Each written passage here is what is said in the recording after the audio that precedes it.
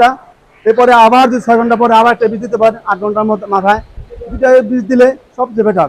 ওই সময় ওই গাভীগুলি সহজে আপনি মিস করে না। তো বাচ্চারা যদি ভালো মানের হয় তাহলে তাহলে আপনি ডেয়ারি লাভবানজনক।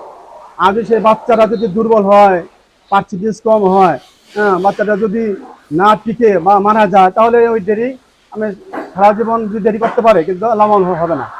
এই জন্য আমি একটা মেসেজ দিতে চাই, গরুটা হিট আসার আগে বাচ্চা দেওয়ার পরে 1 মাস পরই ওকে কৃমি মুক্ত করতে হবে এবং লিভার টনিক খাওয়াতে হবে। এরপরে বাচ্চা হিটে আসবে, গরু হিটে আসলো, হিটে আসার 18 ঘন্টার মাথায় ওকে ভালো জাতের বীজ দিতে হবে। সেটা প্রেগনেন্ট থাকে, ওই তখন এবার পুষ্টিগত সমস্যা থাকে, না যে পর্যাপ্ত পরিমাণ কাঁচা ঘাস দেওয়া হয় না। ম্যাক্সিমাম খামারের দিকে কাঁচা ঘাস নাই, শুকনো খাবার দেয় অল্প অল্প, কাঁচা ঘাসের ভালো মানের খাবার নাই, কচুরি দেওয়া হয়।